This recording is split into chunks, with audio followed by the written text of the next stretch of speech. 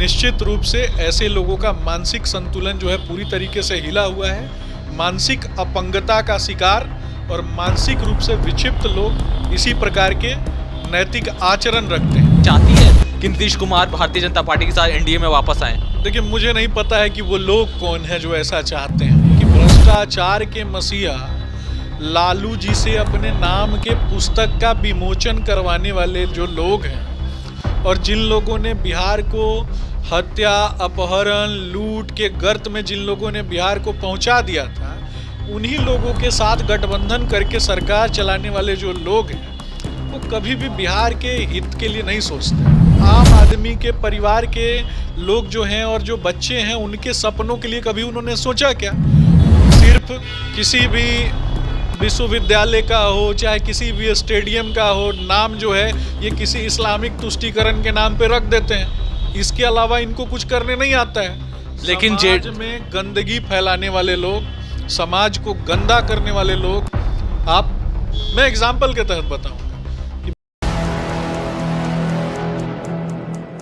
नमस्कार, मैं हूं शाश्वत और आप देख रहे हैं डेमोक्रेसी फॉर इंडियन। आज हमारे साथ हैं बीजेपी के प्रवक्ता सुमित शशांक जी। आइए उनसे जानते हैं कि राम मंदिर पर जिस तरह से विपक्षी पार्टियों द्वारा टिप्पणी की जा रही है, आखिर उनकी प्रतिक्रिया क्या है।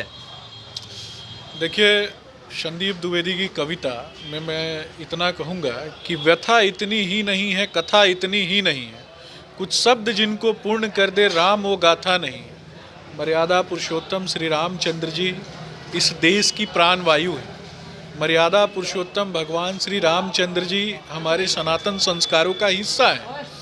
मर्यादा पुरुषोत्तम श्री रामचंद्र जी जिस प्रकार से उनके जीवन, आदर्श और विचारों पर संपूर्ण देश चलता है, जिस तरीके से 100 करोड़ से भी ज़्यादा हिंदू उन्हें देवता के रूप में पूजता है, ये जानबूझकर इंडी अलायंस के लोग, देश को टुकड़े टुकड़े गैंग की गोद में बैठाने वाले लोग जानबूझकर हमारी धार्मिक आस्था पर चोट पहुंचाने का कार्य करते हैं।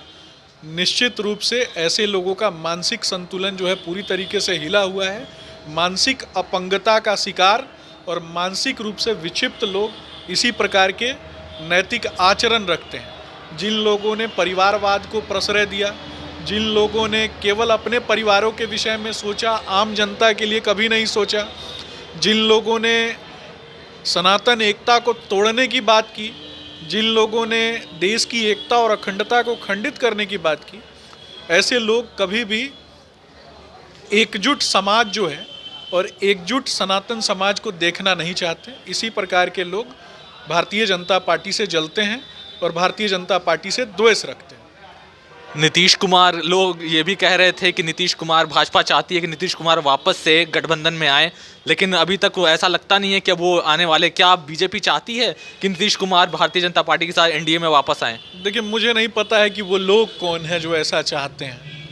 मैं ऐसा इसलिए बोल रहा हूँ कि ये जो सूत्र कौन है ये कभी भी आज तक डिकोड नहीं हो पाया कि सूत्र कौन होते हैं। लेकिन मैं इतना बोलूँगा कि भ्रष्टाचार के मसीहा लालू जी से अपने नाम के पुस्तक का विमोचन करवाने वाले जो लोग हैं और जिन लोगों ने बिहार को हत्या, अपहरण, लूट के गर्त में जिन लोगों ने बिहार को पहुंचा दिया था, उन्हीं लोगों के साथ गठबंधन करके सरकार चलाने वाले जो लोग हैं वो कभी भी बिहार के हित के लिए नहीं सोचते हैं। वो अपनी सत्ता कैसे बची रहे उसी को सोचते हैं। लालू जी ने केवल अपने परिवार के लोगों के लिए सोचा, अपने बेटों के भविष्य को बनाने के लिए सोचा।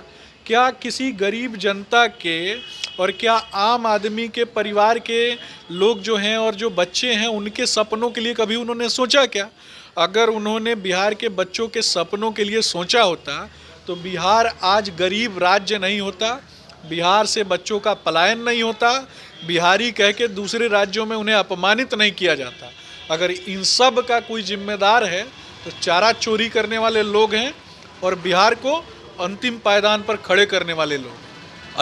अभी हाल फिलहाल ही मोइनुलहक स्टेडियम में बिहार बना मुंबई का रणजी मैच चल रहा था। जिस तरह से वहां की व्यवस्था देखी गई, लोग बहुत ही निराश थे। आपका इस पर क्या प्रतिक्रिया है? देखिए, तुष्टीकरण की राजनीति करने वाले लोग, सबसे पहले तो एक तो खेल को ये लोग खेल समझते नहीं हैं। बिहार में बिहार के खिलाड़ियों की क्या स्थिति है, ये भी देखने की बात है। सिर्फ किसी भी विश्वविद्यालय का हो, चाहे किसी भी स्टेडियम का हो, नाम जो है ये किसी इस्लामिक तुष्टीकरण के नाम पे रख देते हैं। इसके अलावा इनको कुछ करने नहीं आता है। लेकिन समाज में गंदगी फैलाने वाले लोग, समाज को गंदा करने वाले लोग, मैं एग्जाम्पल के तहत बताऊंगा कि बिहार की जो शिक्षा व्यवस्था आज के समय में और विगत कई वर्षों से जो चली आ रही है, वो भी आपने देखा होगा। बिहार के जो शिक्षा मंत्री हैं, आए दिन किस प्रकार की बयानबाजी करते हैं, रामायण के प्रति जो उनकी भावनाएं हैं, पूरा देश देख रहा है और बिहार की जनता देख रही है। सस्ती लोकप्रियता के लिए, सस्ते फुटेज के लिए ये लोग इस प्रकार की ओछी हरकतें करते हैं। कहीं ना कहीं अंतिम पायदान पर बैठा हुआ व्यक्ति, मध्यम तबके से आने वाला जो व्यक्ति है, वो अपने बच्चों के सपनों के लिए खेत बेचता है, अपने आप को गिरवी रख देता है, साहूकारों के चंगुल में फंस जाता है और जब वो नहीं कर पाता है तो उसके बच्चे मजदूर हो जाते हैं। और इन सब का जिम्मेदार कौन है? यही तो परिवारवाद के पोषक लोग हैं। कहीं ना कहीं ऐसे लोगों ने बिहार के माथे पे एक कलंक डाल के रखा है कि बिहार अशिक्षा, बेरोजगारी के गर्त में बिहार कहीं ना कहीं फंसा हुआ है। ये थे हमारे साथ बीजेपी के प्रवक्ता। अगर आपको हमारा ये खबर पसंद आया हो तो हमारे चैनल को सब्सक्राइब करें। धन्यवाद।